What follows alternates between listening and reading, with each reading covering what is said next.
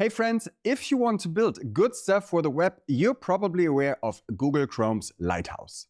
And I've just run Lighthouse against the Playwright docs, and as you see, we're pretty green. We have a full score in performance and best practices. There's a little bit of work to do in the SEO section, but also when it comes to the accessibility side of things, there are some issues. Currently, there's one issue in the page that is called heading elements are not in a sequentially descending order. And while we won't look into this specific error here in this video, I will show you how you can integrate the same accessibility checks in your Playwright tests. Sounds good? Let's go.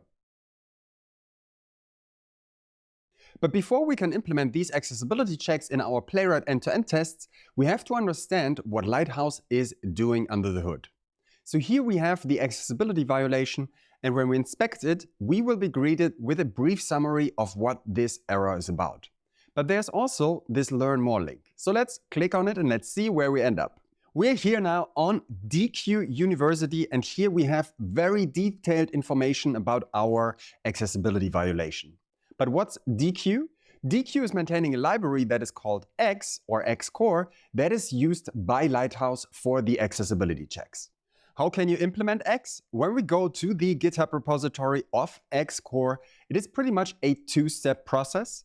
So first of all, you have to include the library itself, so X min.js, and then you will get a global variable, and then you can call run to kick off all these accessibility checks and access all the violations that might be present in your page. So we could now go ahead and implement this library by ourselves by using page evaluate, but luckily our friends at DQ also have a package for that.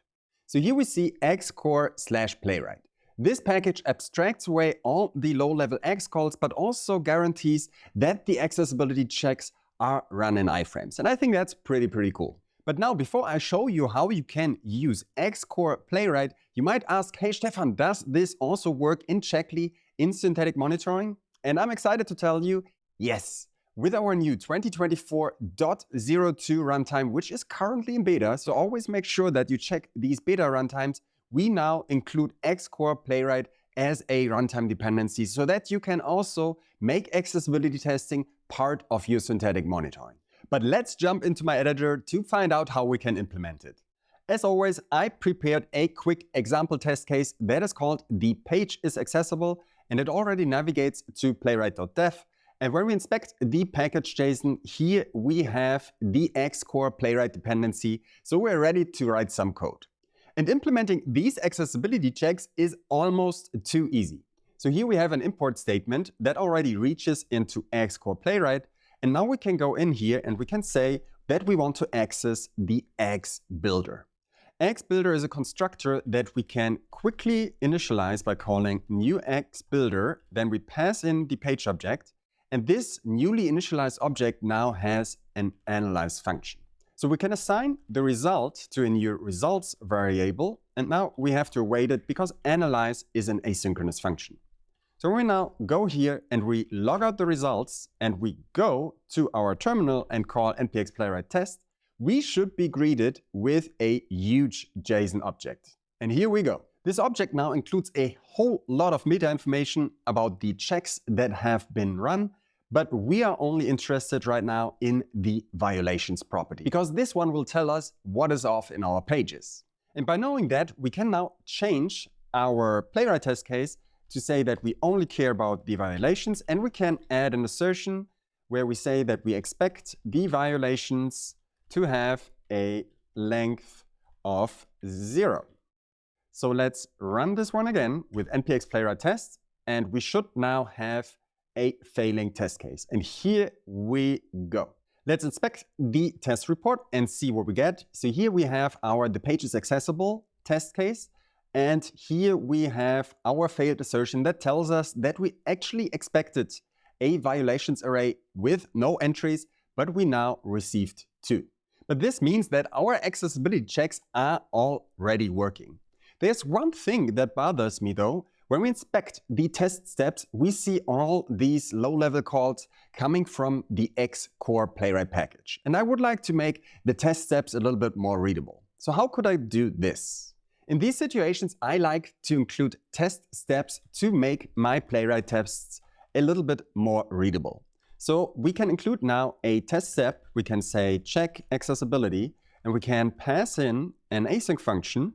And when we now move these two calls here into this async function, we just introduced a nice grouping that will make our test reports a little bit more readable. So here we go. Here we have the page go to call, and here we now have all these low-level page evaluate calls hidden in this test step. And I think that makes it way more readable already. And because we won't fix these accessibility issues right now, let's change the toHaveLength call to expect an array with 2 entries and make our test pass, because we don't want to have a broken test, but we also don't want to introduce new accessibility issues. But if you watch closely, you probably now have a major question. When we looked at the Lighthouse report, there was only one accessibility warning. When we now implemented the same accessibility checks, why do we have 2 now? And honestly, I wondered the same. So let me tell you why. Luckily, Lighthouse is open source, so I really had a look under the hood to find out what is going on. Here we have the X run call in Lighthouse, and as you see, it is not running all the available accessibility checks from X. It is only running WCAG2 with 1A and WCAG2 with 2 A's. So let's head back to our tests and adjust our analyze call. To do that, we can change the configuration of our X builder, and we can say that we only want to run it with a subset of accessibility standards. So similarly to Lighthouse, we only want to have WCAG with 1A and WCAG with 2 A's. But that's not all. Lighthouse defines that they want to run checks for these 2 accessibility specifications, but also they're opting into many more accessibility checks that are included in X. Luckily, we can also do that with X Builder, and we can add another configuration call that is called with rules, and I already prepared all the rules from Lighthouse, so here we go. When we now execute this check, we pretty much have what Lighthouse is doing when they're running their Lighthouse accessibility check. Let's find out how many violations we have now. So here's a lot of debug information already, but we now actually have 3 violations. So there's 1 more. But trust me, it will all make sense in a minute. To understand why Lighthouse isn't also showing 3 violations, we have to inspect what accessibility errors we're dealing with. Now here's a pro tip. If you want to make these JSON objects that are showing up in the logs more accessible and also include them in your test report, you can always reach for the test info object, and this one allows us to attach data to our results. So we can now go here and we can say that we want to attach these violations that we get from X onto the Playwright test report. And with this, we can now go back and we can run our test case again to see what violations we are actually dealing with. Here we have our failed assertion, but now the Playwright test report includes the accessibility scan results. And when we inspect these, we can find out what accessibility violations we're dealing with. So we're dealing here with empty heading. Then there's another violation that is called heading order. Heading order pretty much sounds like the one that we have here. Heading elements are not in a sequentially descending order. But then we also have a third one that is called label content name mismatch. So why is only 1 of our 3 violations showing up in the Lighthouse report? And the answer to this question is, when we look at the Lighthouse code once more, there's also a default configuration that controls which rules are showing up in the accessibility report. And look at this. Here we have empty heading and we have label content name mismatch. They have a weight of 0 and they are hidden. I don't know the reason for that, but if you do, please drop a comment below. But with this information, we can now go back into our test case and we can disable these rules because they are not showing in Lighthouse anyways. So here we have label content name mismatch. Here we have the empty heading. And now we expect only 1 violation similar to Lighthouse. So let's run this test case again. And hopefully we are now all green again. This looks good, we're all green, and if there are now new accessibility violations added to the Playwright docs, this test case will fail. You could now put it into your CI/CD pipeline, Or if you want to, you can go to Checkly and you can make accessibility checking part of your synthetic monitoring. So let's create a new browser check. I will start from scratch. Let me just take everything here, paste it in, run the script. Let's see what we get back as a result.